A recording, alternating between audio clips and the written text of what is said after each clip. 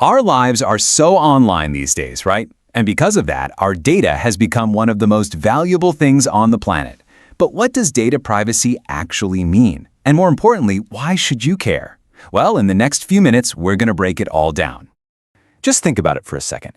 Every single post you like, every purchase you make online, every question you type into a search bar, it all paints a very detailed picture of you. We call that your digital footprint. But who gets to see that picture? And what are they allowed to do with it? It's just a fact of life now. From your name and email to your exact location, maybe even your health info. Data collection is happening all the time in the background. It's really the new normal.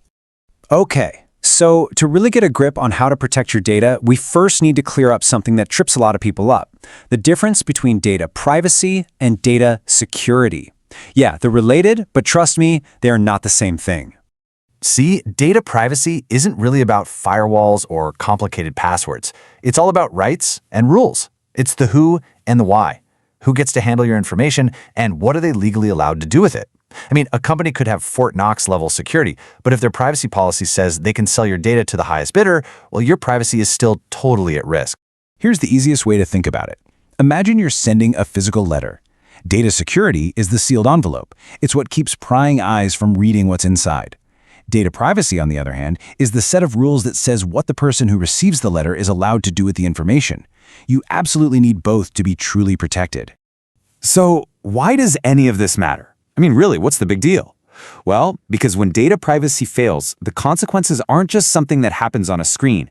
They can have a massive, and I mean massive, impact on your actual life. And we're not talking about small stuff here. We're talking about identity theft that could wreck your credit for years. Financial fraud that can literally empty your bank account, and damage to your reputation that is just so hard to fix. These are the real stakes. And look, don't make the mistake of thinking this is just about some sketchy website you visited once. Data breaches happen to huge, well-known companies that you probably use every single day. That's why you always have to be vigilant. This is a really important point. Having control over your own personal information, that shouldn't be a luxury. It's a basic digital right. In this day and age, you have the right to decide who gets your data and how they use it. Period.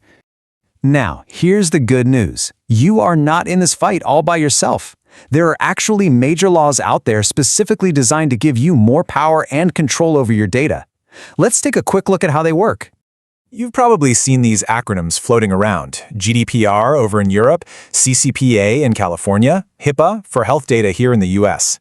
These are just a few examples of some heavy-duty regulations that show just how seriously the world is starting to take data privacy. And what these big, kind of complicated laws really do is give you some very real, tangible rights. The right to know what's being collected about you, the right to actually see that data, the right to tell a company to delete it, and the right to just say, nope, you can't track me. These are your tools. This is how you take back control. Okay, now for what I think is the most important part of all of this. What can you actually do, starting like right now, to take control of your own data? This is your action plan. And it's not about becoming some kind of cybersecurity genius. It's really just about building smarter habits. Actually glance at those privacy policies. Think twice about what you share. Dive into the privacy settings on your apps. And maybe don't install every shiny new app you see. These little steps can make a huge difference. So to wrap things up, let's go all the way back to the beginning, to your digital footprint. Every single thing you do online adds to it. And ultimately, protecting it is up to you. While laws and companies definitely have a huge role to play, the first and most important line of defense is always going to be you. This is about so much more than just technology. It's about our freedom and trust in this digital world we all live in. So let me just leave you with this question. Are you doing your part?